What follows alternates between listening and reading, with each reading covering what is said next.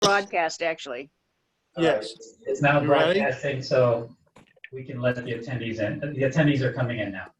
Okay. Okay. This regular board meeting will be There he is. conducted pursuant to the provisions of the governor's executive order N2520, which suspends certain requirements of the Ralph M. Brown Act. The Board of Education will conduct this meeting as a teleconference. Remote access to the Board of Education regular board meeting. In compliance with Governor Newsom's executive order N2520, in response to the ongoing COVID-19 outbreak, the district will conduct this board meeting, this regular meeting, as teleconference. Please use the following toll-free numbers and meeting ID to call into the meeting. Telephone number 1-669-900-9128. Meeting ID 121-679-029. On your computer, there was a link posted on the board agenda. The password is 629936. The board agenda is also available at www.tusd.org. Written comments can be submitted to superintendent at superintendent.tusd.org. The submissions will be read aloud, which I will be doing today. The guidelines will follow board policy 2350. And with that, Mrs. Ragins, I'll turn it over to you. All righty. So we are calling this meeting to order at 7:03, I guess. There is no closed session information, which reminds me, I forgot my things over there. But I do want to welcome any guests that are here with us. I don't see anybody on our screen, but there may be some listening or some out there, and you may be watching this at a later date. We appreciate you being here. We will forego the Pledge of Allegiance this evening because of the teleconferencing. I do need a motion and a second to adopt the agenda. So moved. Okay, Second. all those in favor? Do we need to do a roll call, a vote, Shelley? No. No, you do not. Okay. So all those in favor say aye. Aye. Opposed? All right. So our agenda has been approved. Staff presentation and information, there is none. Public hearings. That is what I forgot. Hang on. I'll be right back.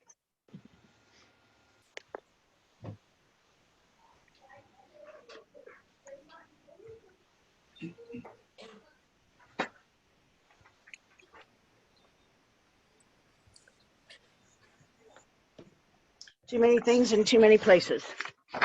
Okay, public hearing item number 9.1.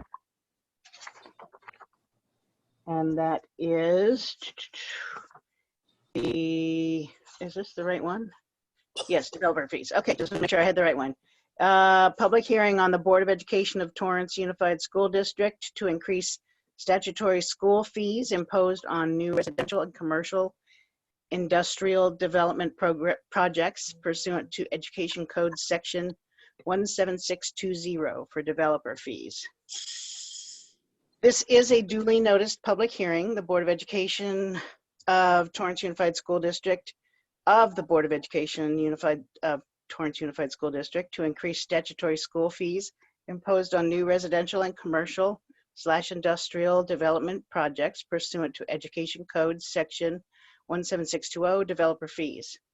Have any written comments been received from any person as a reportable fees report on the reportable fees report since April 9th, 2020?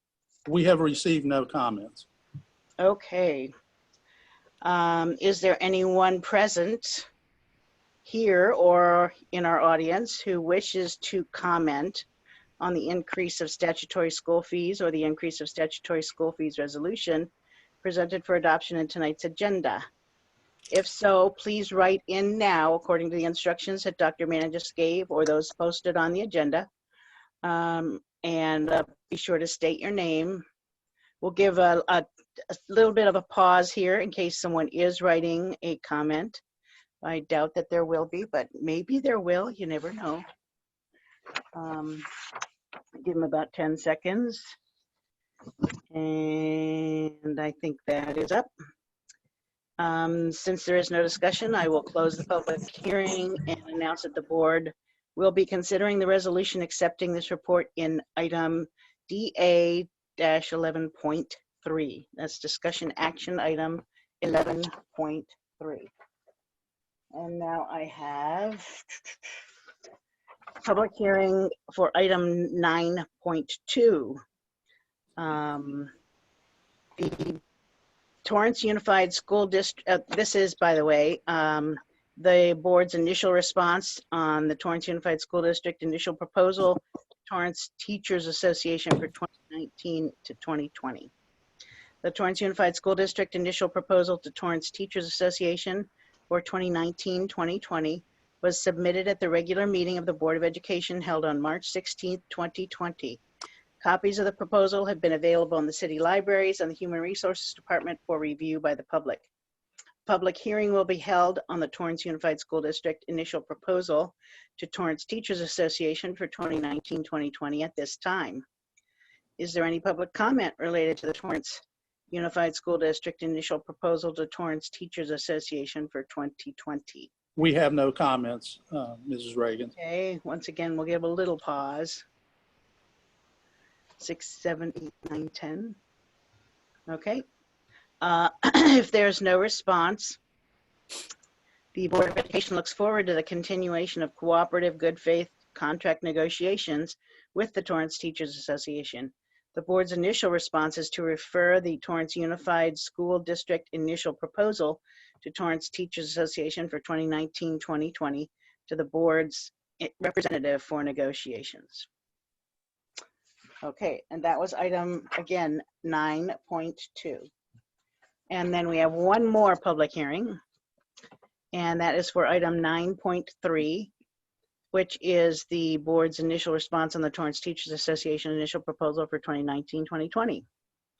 The Torrance Teachers Association initial proposal for 2019-2020 was submitted at the regular meeting of the Board of Education held on March 16, 2020. Copies of the proposal have been available in the city libraries and the Human Resources Department for review by the public. A public hearing will be held at the Torrance Teachers Association on the Torrance Teachers Association initial proposal for 2019-2020 at this time. Is there any public comment related to the Torrance Teachers Association initial proposal for 2019? We have not received any comment. Okay, once more, we'll do a short pause in case. Okay, seeing no response, the Board of Education looks forward to the continuation of cooperative good faith contract negotiations with Torrance Teachers Association. The board's initial response is to refer the Torrance Teachers Association initial proposal for 2019-2020 to the board's representative for negotiations. And that was item number 9.3. Okay. So that gets us through to our next item, which is our, not our consent agenda. Uh-oh, I lost a page here. Where did my page go? Here it is. No. Open session. Part of the problem with Zooming is now I can't do my computer on the agenda. All right, guys, I have lost my next page. What's next in the agenda? Your next item is oral communications, Oh, okay. and we have not received any comments under oral communications. No, so do I need to still go ahead and read the instructions, Dr. Mannon, or should we let it go? No, I think you can let it go because there are no comments. Okay. All right. Where did that page go? Just for people who are watching to understand, I think that we have received comments that will be read later on in the meeting, and those comments apply to a specific agenda item, not this oral communication piece, right? Yes. You're correct. Yes. We have received comments, but none of them relate to unagendized items. They're all related to a particular item that is on the agenda. All right, so now we have discussion action items, instructions to the public regarding those. And I do want to go ahead and read that because we do have some comments here. Speakers wishing to address the board on agenda topics are permitted 3 minutes per topic. That total time will be granted for public input shall be limited to 30 minutes for topic. The board policies require that public presentations to the board comply with certain procedures, including, and I'm going to go ahead and read the above since we didn't read them last time, including items 2 through 4, which is a speaker may not relinquish his or her time to another when addressing the board. Speakers are requested to state their name, address the president, and not from the podium since we're not there, and adhere to the applicable time limits. Complaints against employees or students will normally be heard in closed session, and the district's complaints procedure should be followed before discussion with the board. The board may remove disruptive individuals or order the room cleared, or do you have Zoom, I guess? Any person who willfully disturbs any public school meeting is guilty of a misdemeanor. Education Code 32210. I just want to comment that I do want to take a little pause here in case there's someone who wanted to make a comment on an agenda item and has not yet done so. But also, I mentioned a 3-minute limit on the length of the comment. We will hold the written comments to that too. Dr. Mannon will try to read them at a normal pace, but if it's longer than a 3-minute time that it takes to read the comment, it will end at 3 minutes, which means that, Mr. Hahn, we need you to keep track of our time, if you will, please. And watch, and especially that we don't run our 30-minute lit for the item unless we decide to make a vote to do that as a group. Mrs. Ragins, I did have a request from Torrance Teachers Association that if we exceed the 30 minutes, which I don't know that we will, but if we do, that we allow all the comments to be read tonight. Okay. So you can make that decision if we hit 30 minutes. Okay, we'll cross that bridge when we get to it. Can Yep. we also, before we begin, I know Dr. Mannon mentioned it at the beginning, but our numbers have increased. As I'm watching the number of participants rise, can we repeat that if anyone wants to get a comment in, that it needs to be sent to superintendent@tusd.org? Correct. Thank you. And that is the only way to have a comment put in. Even if you join us on the Zoom, you cannot participate on Zoom. It must be a written comment in order to have your question or comment expressed. So, moving forward, our first item to discuss is the approval of the employment agreement for Dr. Timothy H. Stowe as the interim superintendent. I'll make a motion to approve. Second. Okay. Second. Mrs. Ragins, I do have comments related to this item, so it will take a little bit of time. Okay. The first comment comes from Monica Sousa. I am writing today to express my extreme disappointment of the decision of the school board to hire an interim superintendent at this meeting. I have several concerns with this decision. Number one, Dr. Mannon is under contract until June. As such, there is no need to make this decision now. A decision of this magnitude should be made only after significant public discourse, even in the extraordinary circumstances we find ourselves. It is possible to communicate with stakeholders throughout the district for feedback. This is especially true given that this position is for a 2-year term. Number three, the absence of public discourse and communication points to a profound disrespect for stakeholders in the district, including teachers, students, parents, and the voters who look to you for leadership and guidance in uncertain times.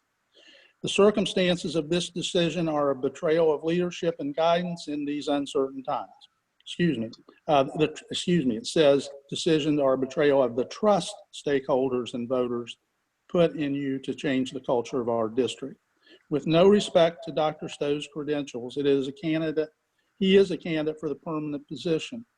When the search for a permanent replacement for Dr. Mannon is resumed, the school board will have provided a significant and unfair advantage to Dr. Stowe as a candidate. This seriously damages the credibility of the process to replace Dr. Mannon that was already underway. It is also extraordinarily unfair to any other candidates that may be under consideration now or in the future.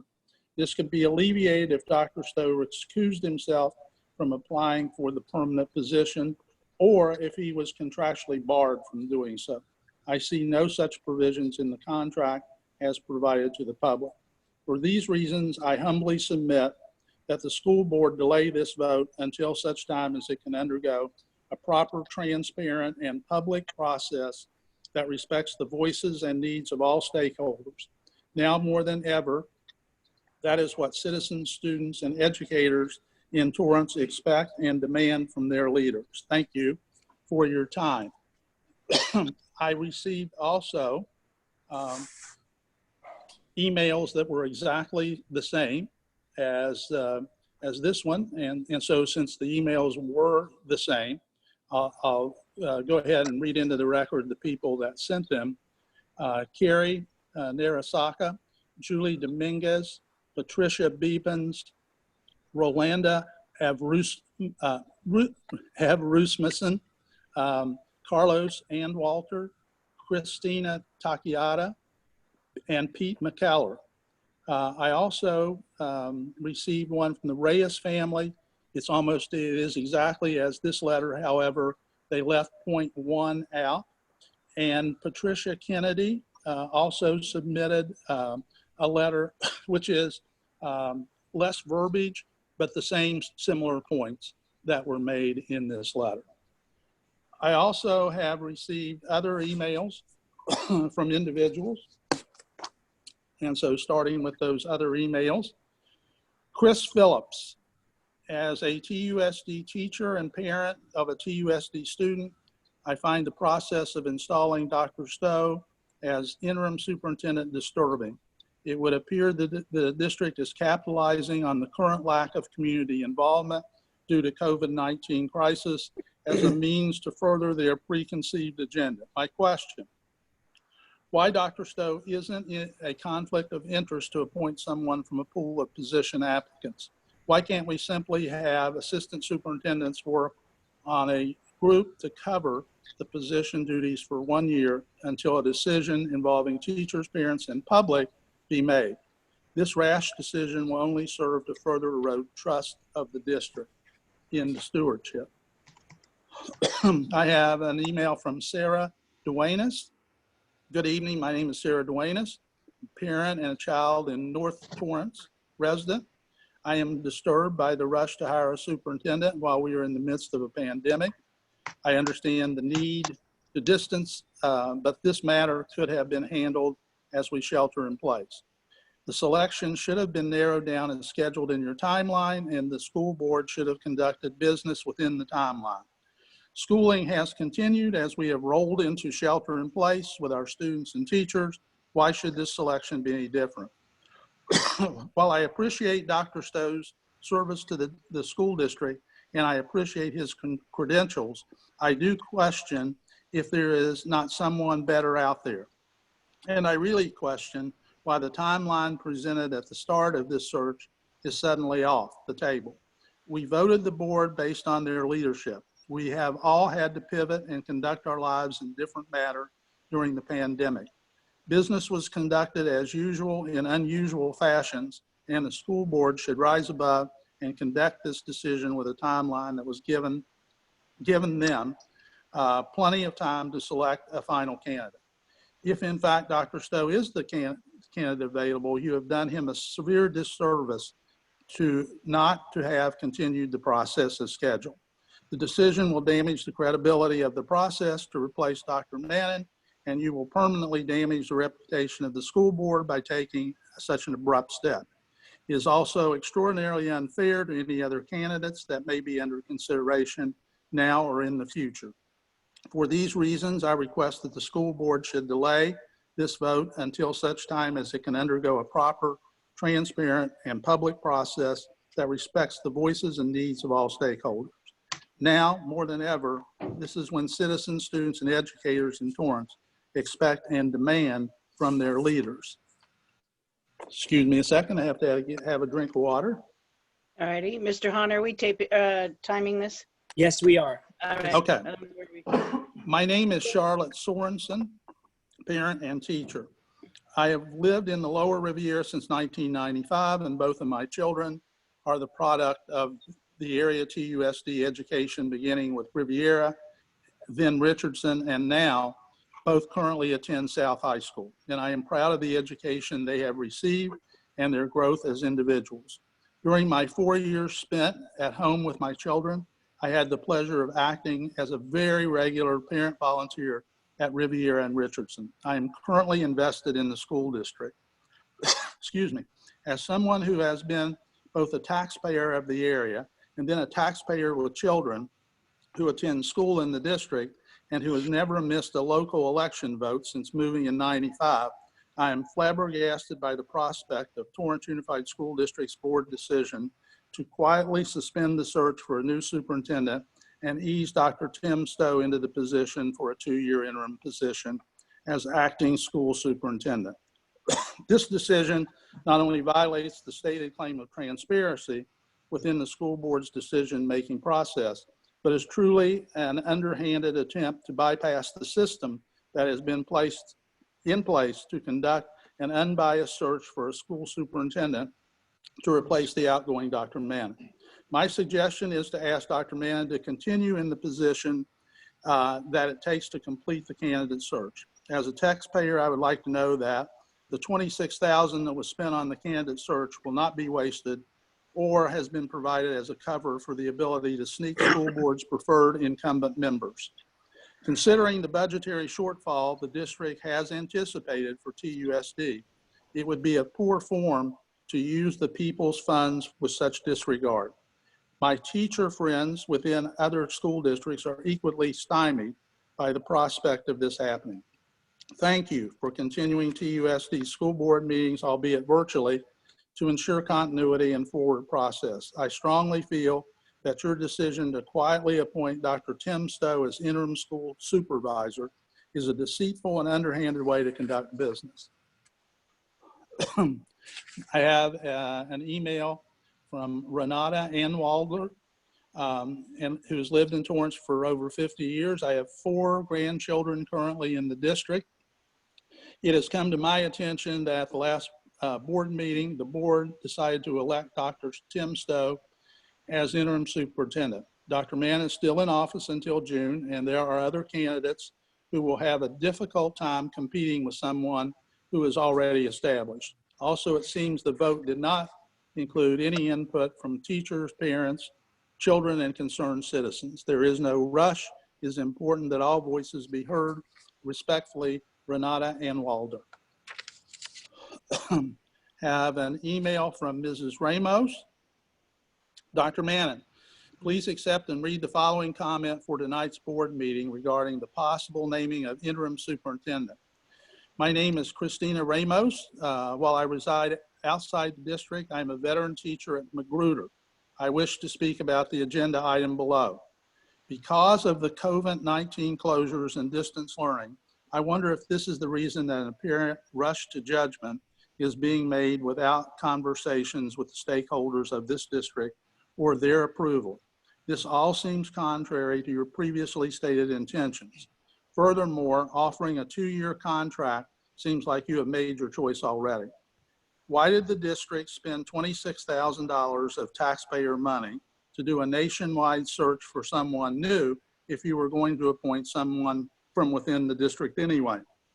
That money could have been spent to directly assist the staff and students and to choose from within. What happened to the transparency that was promised during the entire process including the timeline posted on TUSD website. Please reconsider the choice to approve a 2-year contract and do what you said you would do all along, which is to be transparent, seek advice and approval of the stakeholders of the district before choosing someone. I have an email from Mary Beth Borowski. My name is Mary Beth Borowski, and I'm a teacher and resident in Torrance. I had faith in the process. I kept telling people the school board authorized a huge chunk of money to find the best candidate for superintendent, and the process would be transparent. I had my opinion of who or should not be the next superintendent, and I let my opinion be known. But in the end, I trusted the process. I figured it would be transparent, and if the school board thought that someone was the best candidate, I would live with that. Now that I hear that the school board shut down the process and offered one of the potential candidates an interim position for 2 years with a contract. A lot can change in 2 years, but it won't matter because we will potentially be working with the appointed interim superintendent instead of moving forward with the process when we can start it back up. The teachers of Torrance were already ignored once when our contract was imposed. Please don't ignore us and other stakeholders in this process. Please suspend your vote until you open the discussion to include everyone who will be affected. There are lots of options. It is still early. We don't need a unilateral decision. Lauren Sidak. Relationship to the district, teacher, and parent. I am writing today about agenda item 11.2 regarding the appointment of an interim superintendent. My concern is that the process has not been transparent.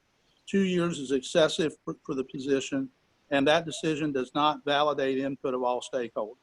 In fact, it came as a surprise to every TUSD staff member I spoke with that this happened so suddenly and in a short amount of time. In the meeting I attended with the consulting firm, the attendees universally agreed that they want a superintendent who is a team builder, and they favored candidates from outside the district who would bring in new blood with no biases, someone who will value needs of stakeholders. Tim Stowe does not fit this profile. In fact, there is a fair amount of resentment toward him in the district regarding the academic calendar and past attempts at salary negotiation. I have no personal issues with Mr. Stowe, but our district is facing some serious challenges in the near future, and it's important that parents, teachers, classified staff, site administrators, and district administration can all trust one another in being able to work together. Appointing an interim superintendent may be a reasonable decision during the current pandemic. However, appointing one of the candidates for 2 years is excessive. Excuse me. A number of stakeholders are curious as to what information the consulting firm provided. It should be made clear. I was under the impression that they would recommend a few candidates based on feedback from everyone. This does not seem to the case. As a result, many people are surprised and do not feel they can trust the school board or current district administration as a result. As a parent and teacher of TUSD, I ask you consider this situation further and delay your vote. Jennifer Gerhardt, TUSD teacher. I wanted to voice my concern about school board's decision to appoint an interim superintendent. In my experience, when attending school board meetings, Dr. Stowe presents his agenda, bides his time through the public comment portion, and then his original proposal gets approved unaltered. As the superintendent's position is not yet validated, these conditions or these actions are premature. It feels more like a passing of the torch to a pre-selected TUSD employee than a fair hiring process for best candidate. I ask that the school board delay this vote until a fair, transparent, public process search for superintendent can be conducted.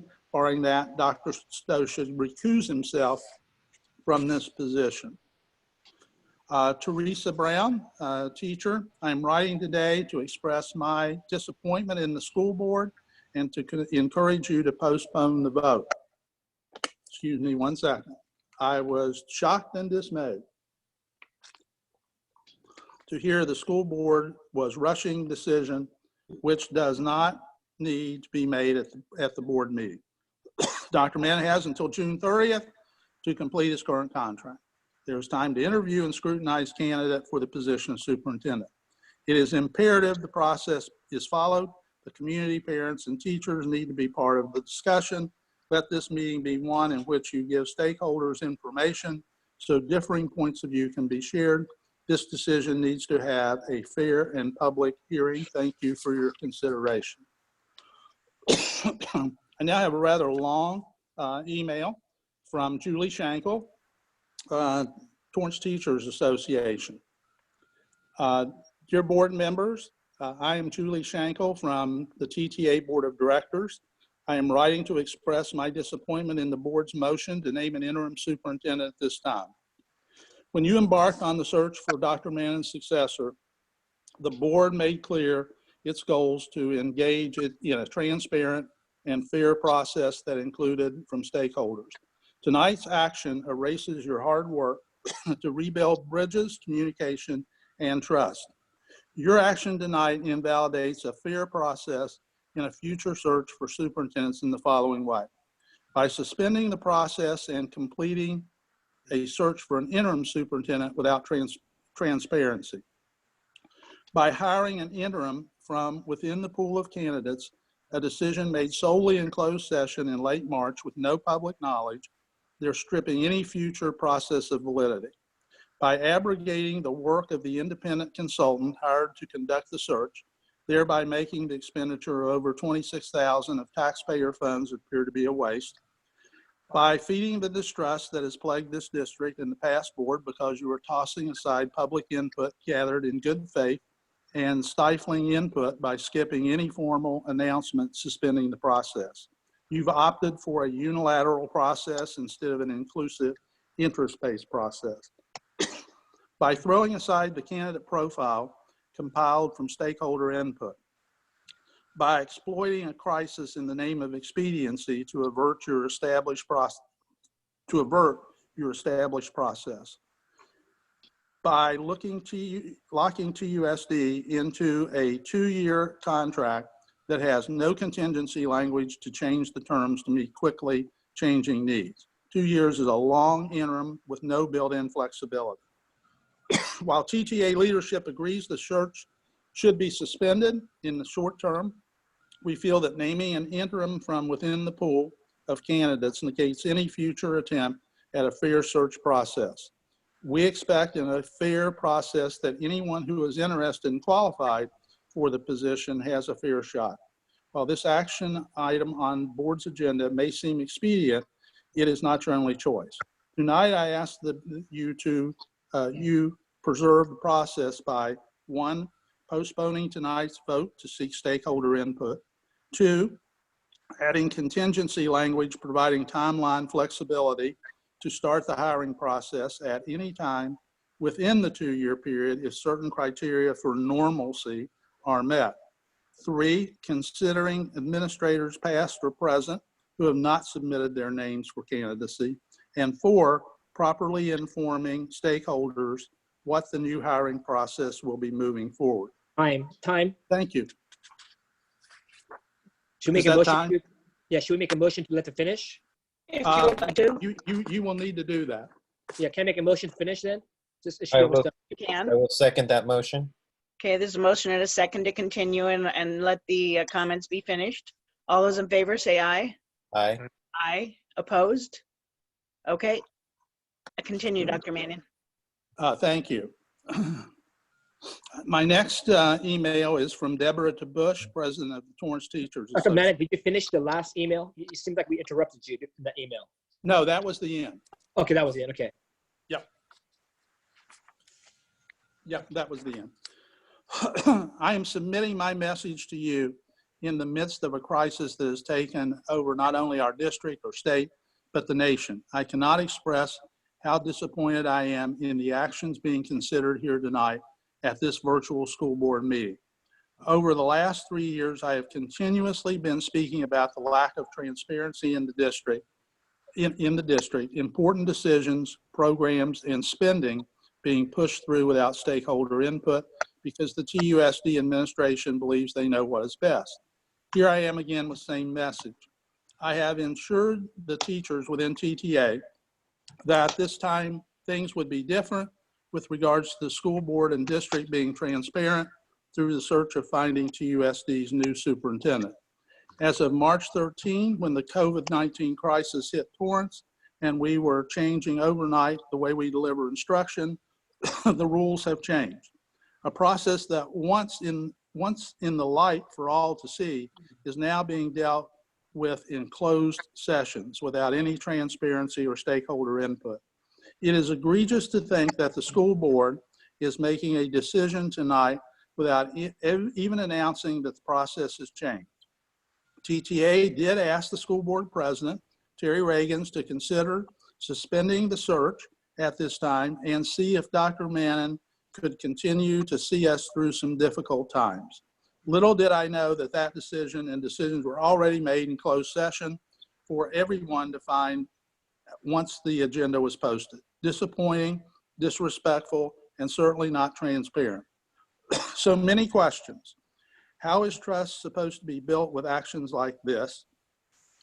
How can stakeholders feel respected with their voices being silenced? How are all the stakeholders being informed that the process has changed? How do stakeholders continue in good faith with the process when they are left in the dark? Lastly, why is the school board pushing through a 2-year contract for an interim superintendent when other options should and could be explored? I ask that the school board stop, reflect, and right this wrong by not voting on the item tonight. This process must be transparent. If it is vital that you get input from all stakeholders, let them know the new process and then truly listen to their concerns before any interim superintendent is made final. That's the end of my written ones, but I think I have gotten more comments sent to my cell phone while we were, while I was going through these. May I continue? Please. Okay. Hello, I am a resident of Torrance and have children attending the school district. My questions are with regard to hiring an interim superintendent. Can you explain why it would consist of a 2-year interim position? This seems like a long time and not temporary. Also, were any other outside interim candidates considered since the district, hired leadership associates to assist the board with this process? If not, will the search continue throughout the next 2 years? Thank you for your clarification, Rosie Padilla. This is from Sandra Hutchinson. My name is Sandra Hutchinson, a teacher at Seaside Elementary and TTA board member. After reading tonight's agenda, I felt I had to write with a heavy heart. Dr. Stowe has been placed as an interim superintendent, for 2 years. I was hopeful last year when 3 new school board members were voted into office. It is now evident more than ever that TUSD administration interactions with school board are not transparent and shared with all stakeholders. This decision made by the school board brings to mind more questions than answers. Why did TUSD hire a company to find a superintendent? An example of TUSD pouring money into the program and not getting anything for it. What stakeholders were allowed to give input and on this important decision? I would have thought teachers, staff, and parents would have been consulted. I'm sure the communications consulting firm that was recently hired would be very disappointed in the lack of communication and transparency. Yet another example of the district wasting money on programs that don't help students in the classroom. What did you tell all the other applicants, and shouldn't they all be treated the same? Choosing one applicant over all the others is showing favoritism. I hope this means he will be out of the running for the permanent superintendent's position. I feel sorry for the other applicants since their effort doesn't seem to mean anything in Torrance. Disdain for teachers by imposing this year's calendar and an inability to work with TTA negotiations team has been shown in the past. If they shouldn't work with teachers in good times, How can we trust them to work with teachers during lean times? The Torrance teachers are holding the district together by virtually connecting with the very students they oversee with little respect for teachers. This broken relationship will be very hard, if not impossible, to repair. Why 2 years with a contract? Why not just a permanent superintendent is found? I, for one, am very disappointed with TUSD School Board in the way they went about recommending Dr. Stowe as interim superintendent. Make a comment, please, Terry, is that, Yes. when we have oral communications and they do speak, we have the opportunity to respond. And you're not giving us, are we going to have opportunity to respond right after the question? Because the previous email asked questions and we didn't have time to answer. And I think it's appropriate that some of us answer to those questions. I'm making notes. I'm just wondering, Terry, I don't know, because usually during public comment, we do make comments after they speak. Usually during unscheduled hearings, we don't make comments because it's not permitted by the laws that govern us. But in fact, if we choose to respond, the questions are all the same in each of the letters. So I think if somebody chooses to respond in the end, they can answer essentially, as Jeremy said, I was writing down the questions too. And I have maybe 6 or 8 different questions that seem to be what everyone are asking. We could respond to those in the end. Is that okay, James? That's fine. I wasn't sure. I wasn't sure what we're going to be doing. Okay. Well, I figured because it's an agenda item, that it gives us the opportunity, any of us the opportunity to speak about the item itself. To have discussion. We haven't had our discussion yet. And in fact, during our discussion, I believe that a lot of these questions will in fact be answered rather than responding to their specific questions. So we haven't even had our portion of that discussion yet. May I continue? Yes. I am writing in response to agenda item 11.2, the hiring of a superintendent without the input of the community, a thorough search for candidates, and non-transparent way in which the process proceeded. Please consider this choice. I understand in these times we cannot move forward with the hiring process, but in a 2-year contract is not the way to proceed. The district has spent a vast amount of money on consultants and time on gathering input from stakeholders. Why not put the hiring process on hold? Why not consult all stakeholders?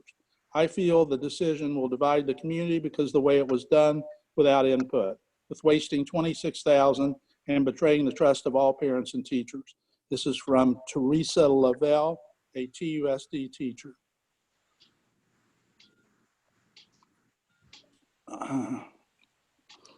My name is Jennifer Graham. I live at 2881 Ladine Avenue. I have 3 children who are current TUSD students.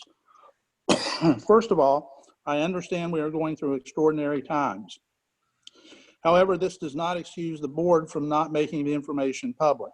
The school district has most parents' email addresses, and I know that. I personally open and read anything Tammy Khan sends us. I would think something like this would certainly be worth an email from the district. I consider myself pretty plugged in, and I normally know what is going on, and yesterday was the first I heard about the situation. Next, no offense to Dr. Stowe, but I do not believe that giving him the job for 2 years and then having interviews after he has already been serving in the position is in the best interest of the district. It would give him an unfair advantage over the other candidates and would impede our district from finding the best possible candidate. Finally, I love our district. My kids go to some of the best schools in Torrance, and I appreciate everything that the teachers and administrators have done to ensure continuity. However, I do believe that it is time for a change in district leadership. We need a superintendent who is willing to work with teachers and administrators and to take input from the public, not treat us like a burden. Okay, Teresa Lavelle, I have already read her item. Okay, I am now at Kristen Anwader. Dear board members, thank you for leading. While I understand and support the decision to suspend the search for a new superintendent. I am saddened and disappointed to learn that you have decided to appoint an interim superintendent for 2 years with no public input. This is particularly concerning since you originally took the time to gather community input, a public survey, and spent public money on a search firm. It certainly appears that you have already taken the opportunity presented by a global pandemic to subvert a transparent process in favor of pushing a secret agenda. It is my understanding that Dr. Mann is under contract through June. That leaves ample time for board to seek an input. Any interim that is hired should exclude from the pool of candidates that had experience for this. I work for a church that has an interim pastor 7 years ago. The first time we hired an assistant pastor from within to serve as an interim. This decision hindered the church from carrying out a transparent and diligent process to find a candidate of high caliber. As a result, the interim was hired and the decision proved to be a poor one as our church lost membership and growth. The second time, we hired an interim pastor with full input from the congregation. The person is not eligible to apply for the lead pastor position. The current crisis has stalled our search for a long-term candidate. I am confident the search team will carry out diligent and transparent processes without distraction from an interim vying for the full position. This is the same argument I make for the superintendent's position. In conclusion, I ask that you please delay a vote on the interim until you have had input from stakeholders and make interim candidates ineligible for the full position. Thank you. Okay, that concludes the public comments that have been sent to me. Okay, that is the public comment. Now we can proceed to board discussion. And hopefully this, like I said, this discussion will answer some, probably many, maybe all of the questions that have been asked in the items. Who would like to begin? James, do you want to start? But Jeremy, you can go ahead. No, I was going to let you. No, I'm trying to formulate my thoughts right now. Well, then I can go. Okay, You guys Don, don't want to go. in between. Don, go ahead. Okay.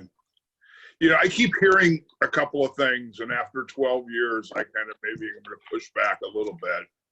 One is, which I find interesting, is Dr. Mannon, Dr. Stowe, Dr. Crumpy, every other doctor in this district does nothing independently of other than what the board tells them to do.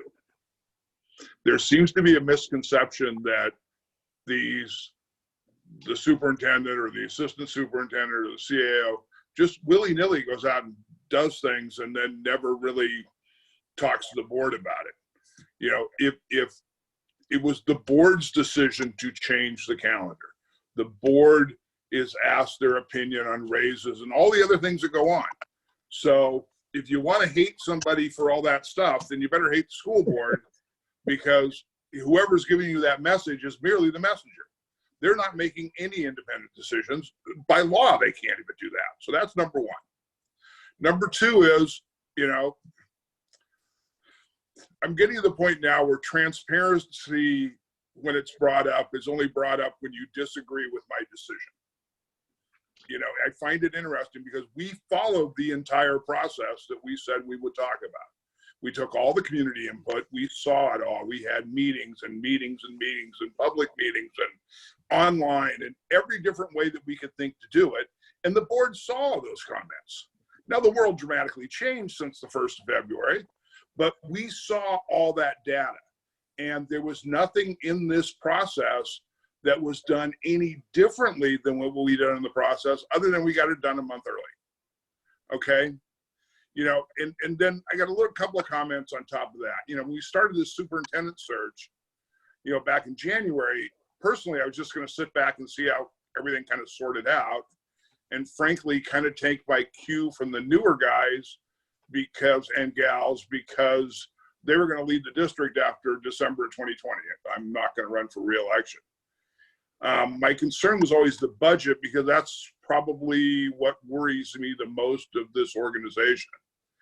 And really, it probably comes from coming on the board in late 2007 and then into 2008. And all I did for the first 4 years I was on the board was lay people off. You know, we ended up laying off in excess of 450 people in 08 through, through that period. And that's what terrifies me. And that's probably what causes me to do most of the things I've done to this point, because of what pain the board had to go through to basically rip 25% of the budget off this organization.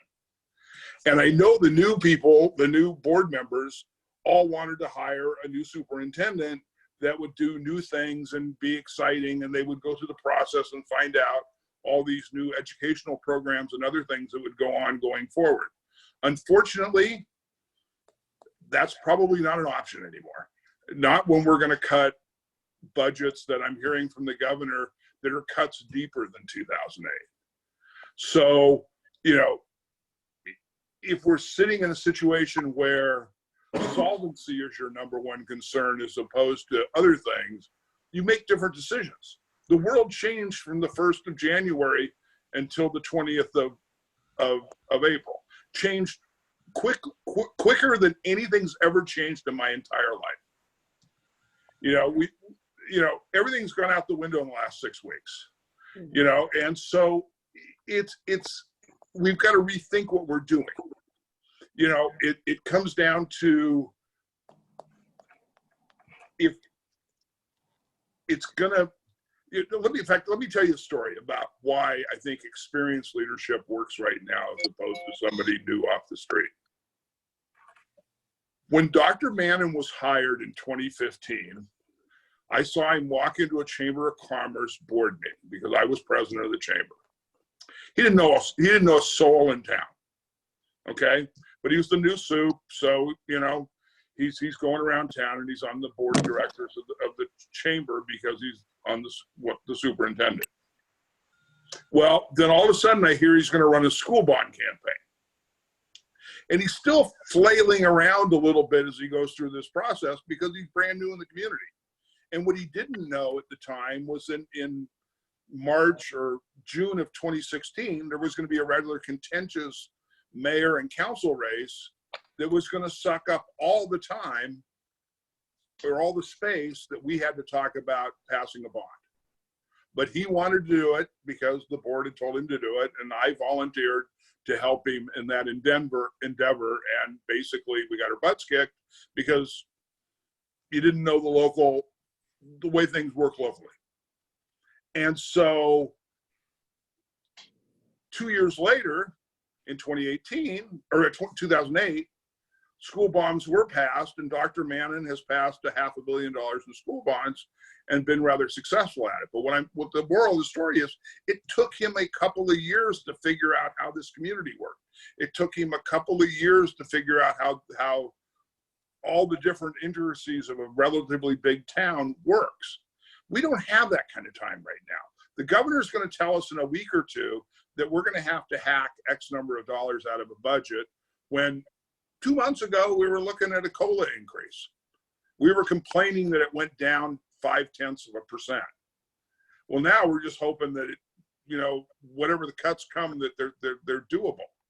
So when we made this decision, at least for me, it was made that we have a team of people here that for the most part went through this in 2008 to 2011. They know the landscape. They know what's going on. You put new leadership in any organization when they're facing an I can't say it, a financial crisis, and expect new leadership in a new place to deal with it quickly, when quite honestly, what we have to do is move quickly, is asking a lot. It's asking probably too much. I don't think we have time for somebody to learn this on the job. Now, does the community deserve does the new board deserve to maybe pick their own superintendent? Yeah. That's why this is the 2-year temporary position. This isn't forever. This is for 2 years. And oh, by the way, and I'll speak maybe for Mrs. Ragins, but I know I'm not running for reelection. So there's going to be 2 new board people on the board in December. So that will give you a board with a total combined year of 6 years on the 15th of December. And then if you drop in a new superintendent with 5 months of experience and expect for them to perform at a level that has been expected of this board and TUSD for the last 12 years, I think it's asking for too much. I don't think anybody can do that. So for the next 2 years, we're going to be 5 minutes away from bankruptcy for the entire process. And the ability to move quickly, to be able to move swiftly, be able to know what's going on in the community, be able to do that is the definition of success. It's not a new educational program for the next 2 years, unfortunately. It's not new shiny things. It's the preservation of the organization, because that's what we dealt with in 2008, 2009, 2010. We were doing mid-year cuts, not annual cuts. We were literally making cuts, around the first of the year to anticipate further cuts later in the year. And it was carnage. I mean, there's nothing I've ever done in my life, and I've been self-employed for 40 years, and I've laid off people, and I've fired people. There is nothing in my life that was more it was just hard. It was just, it hurt your heart to do this. And so if we're going to just dump a bunch of new people to solve this problem, the community is not going to be happy with what goes on, because it will take so long to catch it up, to get where you want to go, that you'll end up with an economic disaster. And that's really why, personally, I thought Dr. Stowe offered the best of alternatives, because of where we're at right now. I think Dr. Stowe is the right person. He's been the CAO, he's been the CBO, he's been a principal, he's been all those things in our district, and we don't have to teach him where Magruder School is. We don't have to teach him where all these things are, because he's done it. And oh, by the way, the other person whose name will come up, and I don't think she's on here, the key person in all this is Judy Chow, who's our chief financial officer. She makes this budget work. She can spin that budget around and get you data in minutes and seconds. And her and Dr. Stowe have an incredibly good working relationship. And that was another reason for looking at this, because, when you're running this organization, when you're searching for your next buck, you better have somebody that's good on the CFO side that can come up with the numbers and give you all the scenarios that you need to be able to make good decisions. And that's extremely important to the board as well, because we'll ultimately make those decisions. So that's my little bit of a rant, but thank you very much. Okay, thank you, Mr. Lee. Now, Mr. Gerson, Mr. Han, who would like to go next? Well, don't leave Betty out, unless Betty wants to Oh, I jump know, in. but you guys were jockeying before. You want to jump in front of us, Betty? Mine's going to be really short, Jim. Why don't you go ahead? Well, first of all, the first thing I want to say is I want to thank all the people who had the courage to speak up. In this age of social media, it's so easy to drop a bomb and leave, and not actually express that where your concerns are, who you are, and where you're coming from. And because each of us does have an agenda, and so it's nice when everyone's up front and lets you know. And this is a very challenging process. It's not how any of us dreamed that we would be here where we are right now. As Don said, on the public input piece, it is our job to take in public input, and we did ask the consultant to collect that data in every which way we knew how. Don also covered the fact that that we were supposed to be hitting final interviews right now. Like this is supposed to be, we're supposed to be able to go and meet with the consultant physically to review packets. We were supposed to be able to conduct face-to-face first round and be able to do second round. And so at this point, we would be discussing who that next person would be. COVID-19 took that away from us. Someone brought up that this is a biased search. No, the search, as TTA has said, they wish we had suspended it. Well, we did. We suspended it because we saw the inability to conduct this in the way that all of us would have wanted. It's been raised with me personally, and I heard it again tonight, that this hurts future candidate recruitment. Now, I actually left. I didn't just take consultant input, as we all did, but I went outside and I asked people who are in recruitment and human resources, and I said, is this a legitimate concern? And the people that I spoke to advised me that no, that is that's not actually a legitimate concern. That in this environment, what we're doing would not be a surprise, especially in light of other superintendents and the like who would apply in the competitive process. That they understand they're dealing with this in their communities and have built a rapport with their communities and care, and that they're taking care of their communities. So nobody of quality would be surprised by this decision. It was brought up about an exterior interim. That was brought up with the consultant. And there's two important pieces on that and the danger of an exterior consultant. First of all, it is the cost of this person who would be taking in an additional superintendent's salary. But that person, as for all the reasons that Don explained, would still not be running the organization. It would be Dr. Stowe and Dr. Crumpy, who would still be the workhorses that they have been. And at this point, I have to commend them, because the weekdays and weekends of which they were here, and Dr. Stowe texting updates at 11:45 p.m. at night, and then by 6:45, 7 a.m., ready to give more updates the next day. I don't know. I know they didn't eat lunch. I don't know if they ate dinner many nights, and have worked so incredibly hard. I haven't asked them. I don't know if they've ever worked this hard. But, and it's so appreciative of how much they have done.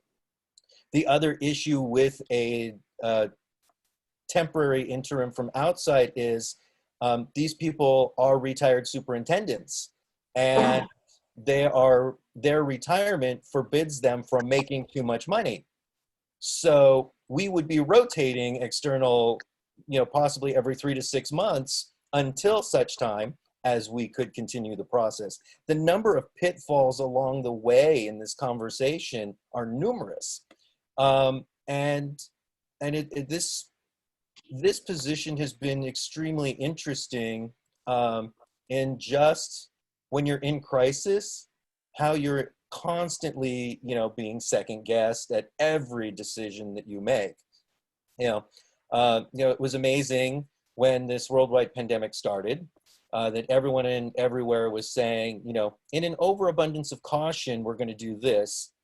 But it, became very quick that it was out of fear that people were making policy decisions. And I'm really proud that my fellow board members and the cabinet were not making decisions out of fear.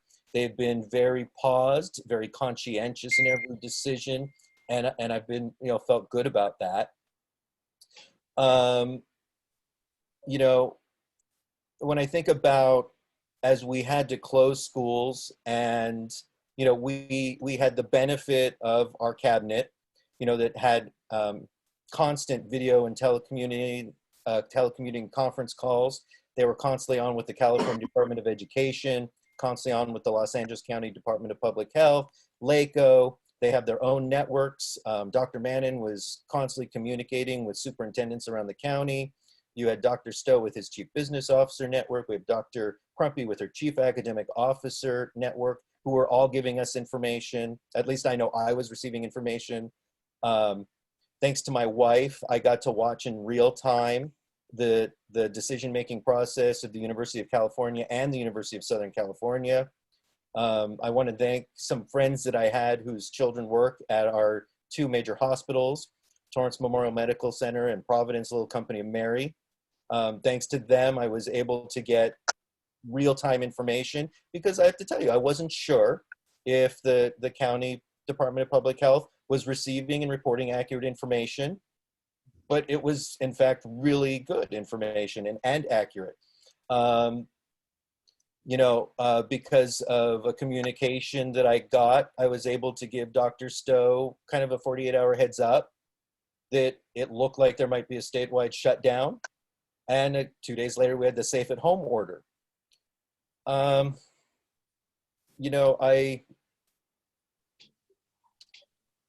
My one frustration in all of this was on Friday when our governor came out and acted surprised by the March numbers and said what he said, pandemic-induced recession. I know from my conversations with Dr. Mannon that the day they announced that order, it was obvious that a recession would ensue. What else do you expect when you close all of your businesses and put people, at home?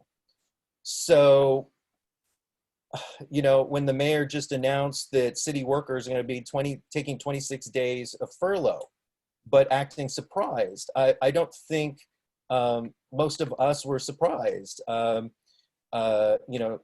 James seems to be very logically minded and could see it coming. Betty has amazing connections and has supplied information coming out of Washington. I honestly don't think that anyone on the school board was surprised when all of a sudden they're like, we're about to, we've hit a recession. And so when we're trying to make a decision, and I thank Don for saying it, I had a whole bunch of ideas on how to make the classroom more interesting, to make TUSD more interesting, programs, academic programs, where and what types.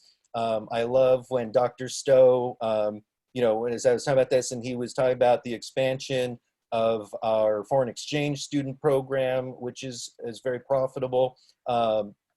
There's so many things that I wanted to do, and COVID-19 took that away from us. So the experts have said that it's going to be a year to a year and a half before we have a vaccine, before we might see normalcy. We have Dr. Fauci coming on TV and saying that life and school over the next year may be on and off again like a light switch. We may be in the classroom this month, and 2 months later, we may be completely virtually, have our virtual learning going on again.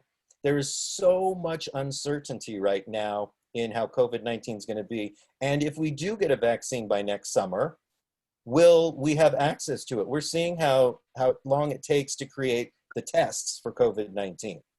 Well, how long is it going to take to produce the vaccine once it comes out here? I mean, is it going to be like toilet paper? Are we going to be able to access the vaccine or not? So again, superintendent searches normally start in March and end in time to install the person before July 1st. So with all this uncertainty, is it reasonable to expect that this coming March, a superintendent search would start? I don't know if that's a reasonable expectation because of all of the unknown and what the experts are telling us. So that would mean that it would start the following March. Well, now we're into that second year. So while that may not have been my first choice, those people who put up that argument, I can't disagree with them that they're not being logical and being and having good foresight into how do we protect this district, as Don put it, so that in 2 years, and I have to tell you, thank you to all of you and the other districts who put me on the California School Board Association Delegate Assembly, that now I got to start with those questions to Tony Thurman, the State Superintendent of Public Instruction's Senior Policy Advisor, going and start the conversation of what freedoms are you going to give us? What flexibility in budget are you going to give us? What laws are you going to let us change? I don't want to live through 2008 through 2011 again. I was fortunate. I had a math credential. my temporary contract turned into a permanent contract. But my friend who was a social studies teacher, it was like 5 years in a row where he was getting his RIF notice, his pink slip, and had uncertainty and instability and didn't know if he and his wife could buy a house. I dread those times. So when all of these things are coming at me and I'm being forced to go and have to make the best decision for this district in trusting, what I have seen of the people who've been working so hard for the district, I don't know if I hear the concerns, but I think that we've run through them all. At least I've run through all of them in my head numerous times. And I don't want to go on a rant longer than Don, but this is not an easy decision, but I think it is a right decision. And to Dr. Stowe, who has sat here through all of this, I do have confidence in you, and I will do everything I can to support you and to make sure that you are successful, and that anything I can do to help this district survive both the unknown COVID crisis and the known budgetary crisis that is looming over us with us having our budget adjusted this summer. We already know that's coming. So, I wanted to have a good process where we got to, whether it was Dr. Stowe or someone else, whoever he or she was, and all these programs. But like Don said, I want our district to survive, to thrive, and to be here. And I do have confidence that Dr. Stowe can get us to that point, and that we will again pick up the process, as Don said, with the 2 new board members when they do come on. So that's kind of my position. Thank you for the time. I guess for me, just to add to what Don and Jeremy said, there's a phrase that comes to mind that says, from the Bible, obviously I have to use, but for such a time as this. When I ran to be on the school board, one of my biggest premise was that the reason why I wanted to run was I would have the opportunity to pick the new superintendent. That was kind of like my biggest job, my biggest thing, that I will be able to pick the new superintendent. But it's clear to me now that, well, God had different plans, that more than that, it was going to be a time where God was going to place me in leadership to guide our district through a turbulent time, something that I cannot even begin to imagine. And realizing that, I see the reality, and I want everyone to understand, we appreciate everyone in our district right now, from all administrators and all our teachers to see what they are doing, even to the point of our nutritional staff. So I've been feeding the kids at Hull every day since this crisis started. So for the past month, every day, except for Easter week, because I was busy with church, I've been handing out meals, 12 portender meals a day at Hull Middle School. And you see the crisis, and you feel the crisis, and you see the pain. You see kids coming up with Chromebooks. You see how this is affecting families. We are feeding the kids. These people come every day for the exact same meals every day. You can only do so much with peanut butter jelly and grilled cheese every day for a month. And you see the frustration, you see the angst that they're all going through. But you see our nutritional staff, you see our administrators, you see our teachers working so hard. And I realized that as a board, it's for such a time as this that we got elected. We were thrown into this crisis, and I think that I was so proud the way that we able to make this decision. It was not an easy decision. Understand that this is a lack of transparency. I really disagree with that phrase, because of the fact that we did not ignore the consulting firm. The consulting firm, when we made this decision of going with the interim, it was with their guidance, with their wisdom, with our consultation with them. It's not like as if we made this decision apart from them. We were thinking about all the options that were laid before us, and we felt like at the end of the day that this was the best decision. I think TT agrees with that. We felt like, how can we hire someone to lead our district when we never met them? The only way we met them is through Zoom. It just didn't seem right. And not only that, but like Don has clearly stated, that at a time like this, we need a team that knows each other, that respects each other, that have gone through the trenches together at a time like this. We don't need diversity. We don't need division and strife in our leadership when we're facing a crisis. We need a team that knows and trusts each other as we're facing this crisis. And so I think we all agree that the suspension of the superintendent search was the wisest decision. So the question that becomes is the 2-year term. The 2-year term was necessary because of the fact that it would be weird if we had only Tim to do 1 year and to implement the plan. But then let's say that we don't hire him and then we bring someone else on. So we expect the new guy to implement Tim's plan while he's coming along. And if I were that person, I would feel like I'm being set up for failure, right, at that point. Because everything plan is in place, and you have to see that plan through. And that's why we felt like a 2-year term was necessary in order for the plan to be accomplished, right, at that point. But we felt like we needed someone someone that we knew for the sake of continuity. Because here's the thing, we know that what's facing us is going to be very difficult. And therefore, we also know that we're going to have to make some tough decisions. But it's so much easier for someone on the outside, they come in, for them to make cuts, it's like, whatever, I don't know these people. It's like, whatever, number is a number. But when you have someone that knows the people, that have worked together with these people, who they've seen and did Little League and baseball and AYSO and have lived in the community together. And when they're gonna have to make those cuts, trust me, those cuts are gonna be made with very wise and painful decisions, to the point where it will hurt like no other. And I think that someone that's outside will have no problem with it, but it's when you know someone, when you experience life with them, I think that they would have a radically different, they will do whatever it takes to avoid whatever catastrophic result we have to do, because of the fact that they are personally dead. And I felt like, you know what, Tim is the right person for now. I think that Tim is someone that has loved the community, served the community, been a part of the community. And I think that when those type of decisions will come to come, I think Tim is someone that will take it very personally, and he'll be very thoughtful when those decisions come. And we felt like that's what we needed for such a time as this. Someone that would be compassionate, but someone that also understands what our end goal is, to make sure that our district is solvent.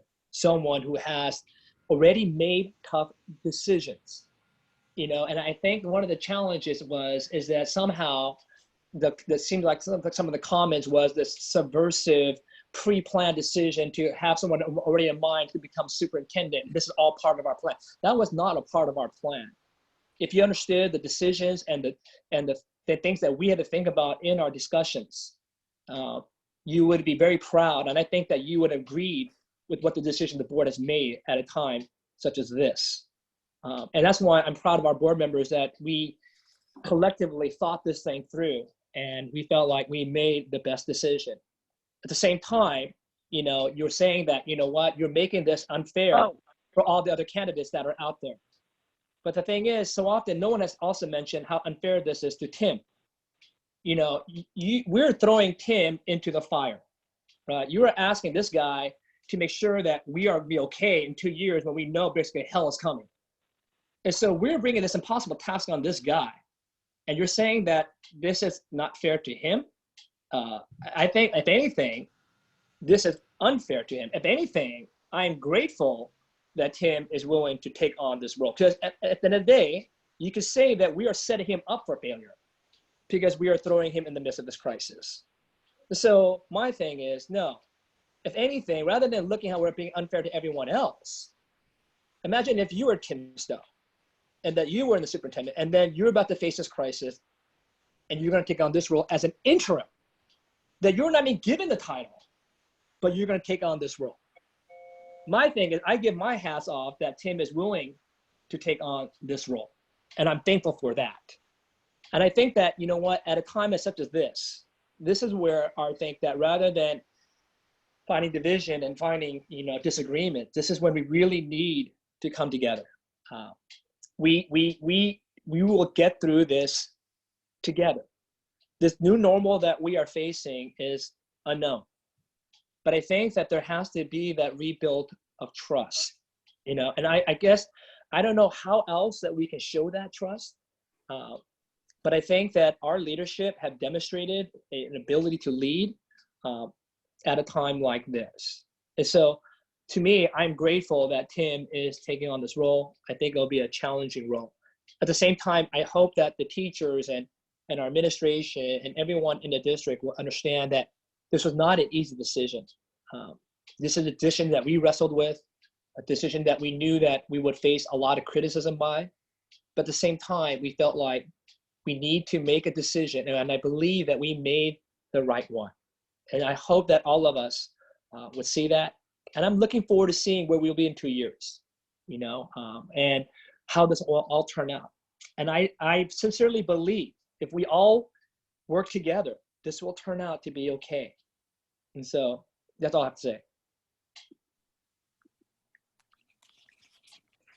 Is Terry missing? Can you guys hear me? Yeah. Yes, we hear you. Terry's missing. But for those of you who know me or have been watching the school board meetings, you know that I don't speak up unless I have something new to add or if it's necessary. And in this case, I feel like I just have a few words to say to summarize how I feel about hiring Dr. Tim Stowe as our interim superintendent. The basic line is, I do concur with my colleagues. And that's because these are very challenging times. As you all know, COVID-19 is an unprecedented event that affects the whole world, really. And so I feel that the most important thing that we need to do is to have a successful transition to distance learning. And who knows, we might still have to do it the following school year. None of us know what's going to happen yet in the future, and not just these few months. I think that number one, that the issue we have to face is making distance learning as stable, as smooth, and as stable as possible for our students. And then a second problem that we knew we're going to have is the budget. We are not going to have enough money, as some of you know already.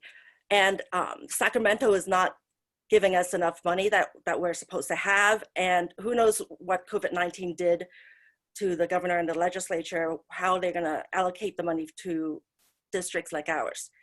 So having someone who is familiar with our budget for many years, and especially during a crisis like this, and someone who's flexible enough to know what to do, and someone who is familiar with many aspects of our district, someone who actually has worked in many different roles, from teachers, from being a teacher to principal to academic director to many other positions.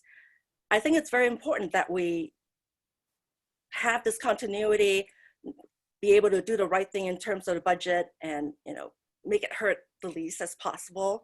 But that's another issue. So all in all, I think that hiring Dr. Tim Stowe is a very good idea on our part. I'm happy that he wants to stay on, and I look forward to working with him for the next 2 years as our interim superintendent.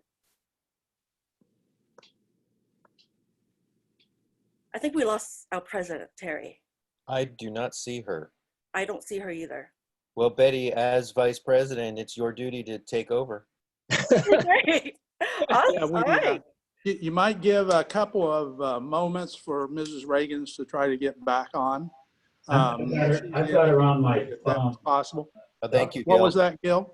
I've got her on my phone, Dr. Mannon. The room is so full, she can't get back on. So Yeah, I can't get back in. but I'm kicking people out that I know. So I apologize. So Justine, sorry, I owe you a drink or something.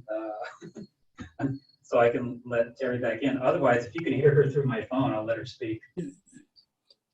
I can speak through the phone. Can they hear me? Yes. Yeah, we can.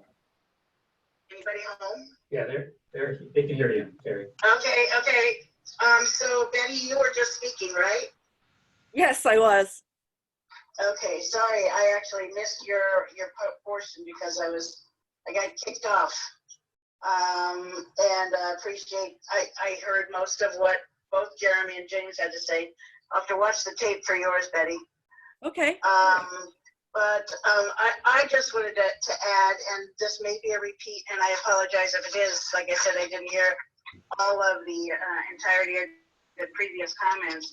Is just that first and foremost, hiring the interim is not a finalization of the superintendent search project process.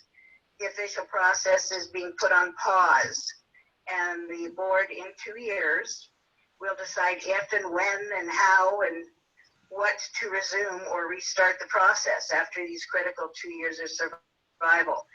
The bottom line is, for me, is I want to translate to all of you my sense of extreme urgency and responsibility in this situation, in this time. And that is what has changed in the last month. As I believe we all know, even though we kind of, in some of the messages, it was like it was status quo, and no, nothing is status quo. From my perspective, this is an interim appointment during a world catastrophic pandemic. The coronavirus is creating a crisis situation, really it is, for every aspect of our society, up to and including and even mostly our schools. There's unprecedented upheaval and disruption in our schools that I'm not sure we will ever be back to any sense of normalcy again.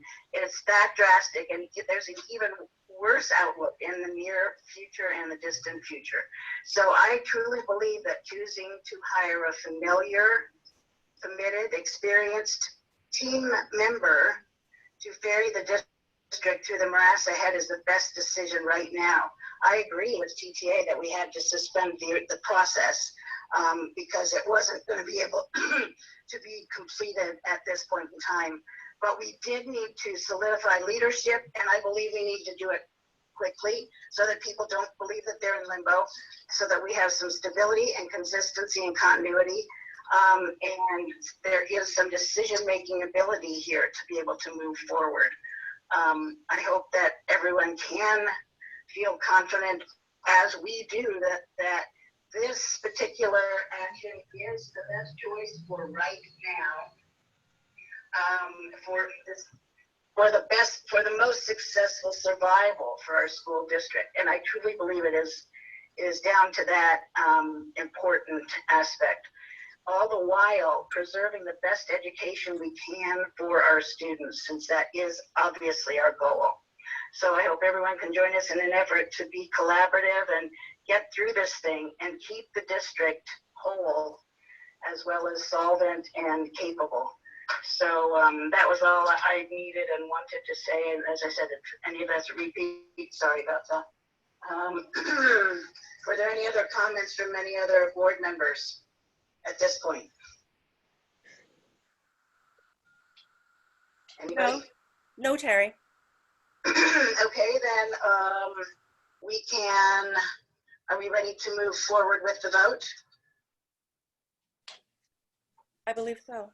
No other comments from the community either, Dr. Mannon? No, because comments cut off once it went back to the board. Oh, okay, thank you.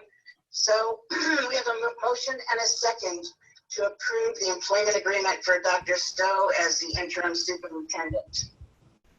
All those in favor say aye. Aye. And all those opposed? Okay, thank you. It was a unanimous decision.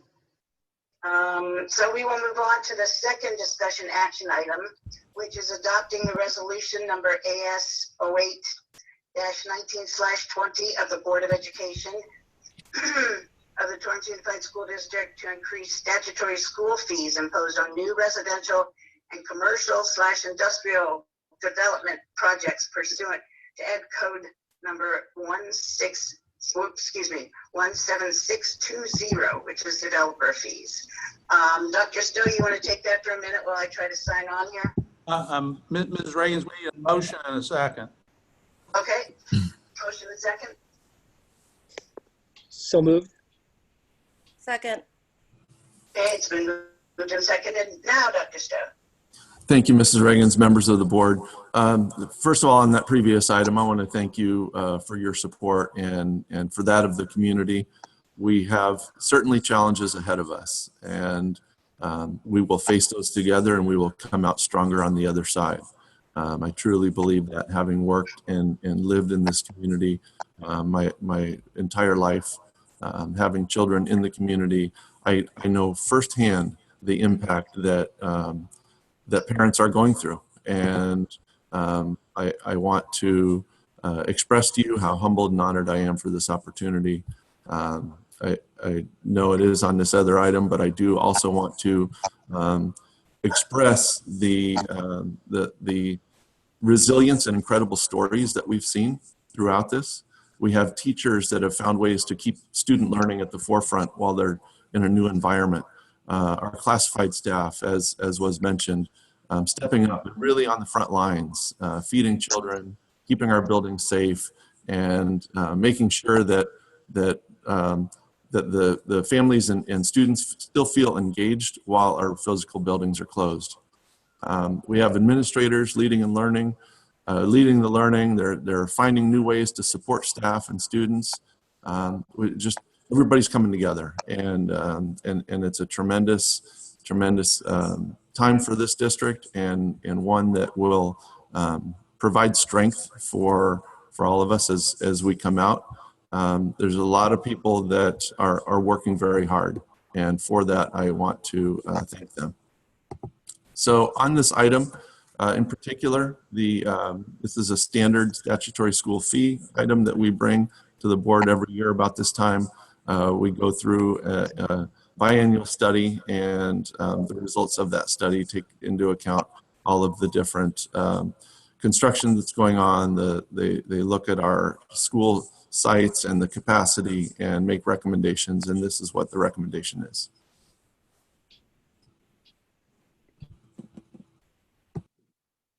Carrie we had dropped her signal. She's back on. It's not my fault, really, it's not. Were there any questions from any of the board members?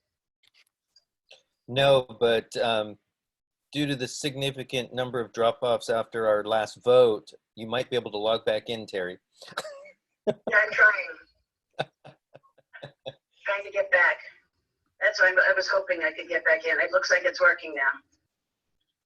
Okay, so if there's nothing to add, I think I just need to be admitted, and I'm probably okay here. Oh, There you are.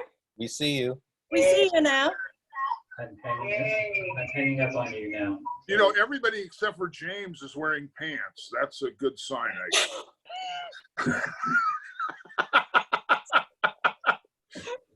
You know, I intentionally put on long pants today, but clearly I don't have legs that look like that, so I guess I'm okay. I still put on a collar for you. I put on a collar. This is the first shirt with collar I've had on in a month. Had another meeting earlier. I have collars too, but oh well. Oh, no, James got a tie on, so none of you do. Yeah, that's good. Yeah, you look rather look like you're from the Bahamas with the shorts and the tie. Okay, back to the meeting, guys. Okay, yeah, our ADD is kicking in. Thank you for waiting for me. Sorry about that. So we have a motion and a second to adopt resolution AS-0819/20, which is about the new residential and commercial industrial projects pursuant to fees of statutory school fees. I guess there's no questions, comments. All those in favor say aye. Aye. Aye. Opposed? All right, thank you. Motion carries. And third, we have 11.4, which is to adopt the resolution number AS-10-19/20, resolution of the board authorizing the borrowing of funds for fiscal year 2021 and the issue and sale of one or more series of 2021 tax and revenue anticipation notes or trans, therefore, and participation in the California School Cash Reserve Program, and requesting the Board of Supervisors of the county to issue and sell said series of notes. Can I get a motion a second? So moved. Second. Okay, it's been moved and seconded. This is Dr. Stowe also. Thank you, Mr. Ragins, members of the board. This is also a standard item that we have brought forward every year. This is in case the district needs to borrow from the county treasurer. We have never used this in the years that I've worked in this district. However, we put it on just in case, and this may be one of those just in case This may be. situations. We are doing everything we can to preserve and keep cash, but in the event that there are deferrals at the state level following the tax date of July 15th, then we may need to tap into this for the very first time. But we do not anticipate it, but we just do it at this time of year, just in case. Hey, does anybody have any questions about the trans? Above and beyond? Nope. Okay, we have a motion and a second to adopt resolution number AS-10-19/20 in favor of authorizing the borrowing of funds of the fiscal year of 2021. That doesn't mean we will, but we could if we needed to. All those in favor, say aye. Aye. Okay. Opposed? Okay, they're all falling asleep now. All right, so that takes us finally to the consent agenda here, folks.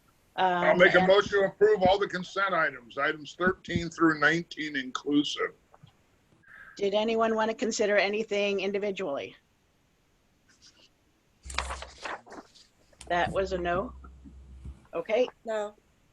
then, and there was did someone second?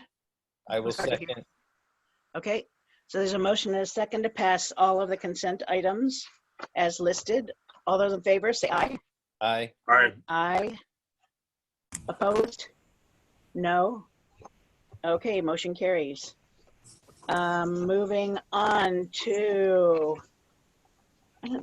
James, do you have a report tonight? I don't even know. Through general consent. Here Can't are believe comments I from was- members of the board. Okay, yeah, that's, James, do you have a report tonight from SoCal Rock? He's gonna have to unmute his phone or his Oh. computer. I don't think that SoCal Rock has had a meeting. No, we have not had a James, meeting. We have not had a meeting. You did not have a meeting? Okay. No. All right, I wasn't sure if you had or not. Does anyone have any comments from the board? There've been lots of opportunities for that tonight, but anything else that you wanted to say before we move on this evening? Mr. Gerson might have a report. So, Mr. Gerson. thank you. So, with the California School Boards Association Delegate Oh, Assembly, yes. the April assembly had to be canceled for COVID-19 safety reasons, and they have rescheduled it to a Zoom web conference on May 16th, so I'll be able to report after that. I was able to ask for a meeting of local delegates from our local CSBA person, and she went over the top and brought in a couple of speakers. It was nice that Terry and Betty were also both able to conference in. It was And the most interesting part of the conversation was Mary Nicely, State Superintendent Tony Thurman, Senior Policy Advisor. It was interesting. It was nice for the willingness of the CDE to begin having a conversation and take input on budget flexibility and what legislation needs to be changed to help us survive in the coming years. And also, it was nice where she kind of candidly told us that after the governor went off script with step 5 of the plan with schools and social distancing, and that he's backed off a little bit on that because very interesting conversation I had with Dr. Mannon that I never really considered as a teacher, but classrooms are developed that each student numbers are based, 3 square foot area per student. And so if you think about social distancing in a classroom, if you're going to expand 3 feet to 6 feet, and this being the math teacher in me, you can't just think width, you have to think length as well. How do you would have to cut students by 75% and only have 1/4 of your class at a time. So it'll be interesting to see as Dr. Mannon and Dr. Stowe continue to work with their contacts, and as we continue to work with CSBA, to see what the future of education looks like. I've been getting a lot of questions like, what's the fall going to look like? And of course, nobody can answer those questions yet. There's too many unknowns, but all of those things are being worked on. Sorry that nobody can report what it's going to look like, because absolutely nobody knows, because those arguments are being had at the state level, the county level, and we're doing what we can to make sure that the input of our team is also brought up to each of I know Dr. Mannon already has the county covered, but my goal is through CSBA to have the Torrance Unified input continue on up to the state level. So thank you. Okay, thank you. Appreciate that. Okay, now I've got my pages back, and I realized I did skip over board calendar. Do check that out, because there will be some changes. Is everybody still with me? You guys all froze. Okay. And the annual report from Bond Citizens Oversight Committees are on the agenda. So check those out too, please. And anything else from anybody? No, just congratulations to Dr. Stowe. Anybody? Congrats, man. Congratulations. All of us look forward to working with you. Right, starting now, as you know. I just want to quickly add a sincere thank you to all our teachers, administrators, support staff, nutrition meal providers out there who's working every day along with James in passing out the breakfast and lunches, and for being flexible and adjusting to this pandemic, of COVID-19 and doing what's necessary. I know that, all those people, teachers and administrators, including our superintendent and his cabinet members, have all worked extra hard, and also through spring break to be able to give us a smoother transition to learning online. So just want to quick thank you for that. And also to the parents and students out there. Thank you also for being flexible and in dealing with this pandemic altogether. It is very important. It is our priority also to continue to have all students learn all the important material that they need to learn. And so just a sincere thank you. That's it. Okay. I'm glad you said that, Betty, because I actually did have two other things. There are some classified employee service anniversaries. For 10 years, there's Laura Fisher and Sabiha Khan. For 15 years of service, we have Rebecca Garcia, Azam Jordan, and Kathy Kasai. And then for 20 years, we have Kathleen McCarthy and Jeannie Stone. And then there are several resolutions on this agenda, and you'll see what reminded me when Betty said that. First is Bus Drivers Day is April 28th. So if you have any bus drivers that you see, thank them for what they do. May 13th is kind of ironically School Nurses Day. Thank you, school nurses, for doing what you're doing, and could not be more appropriate in this day and time. May 2020 is Asian American and Pacific Islander Heritage Month. May 2020 is TUSD Mental Health Awareness Month. May 13th, 2020 is the California Day of the Teacher, which is what it made me think of when Betty was talking about the teachers. So I do truly appreciate what our teachers do for, except the parents, they don't like being the teachers, but that's okay. So that was all I had. How about a motion to adjourn? I'm not hearing anybody. Oh, shoot. So moved. Okay, I will assume there's a motion and a second to Second. adjourn. All those in favor? Aye. Aye. Bye. Thank you. Goodbye, everybody. Goodbye, everyone. Maybe we should get Terry new Wi-Fi in her house. Bye, guys. I'll be ending the meeting. Good night, everyone. Good night. Thank you, Gil. I don't know how to get rid of all this. Leave meeting at the bottom. There should be.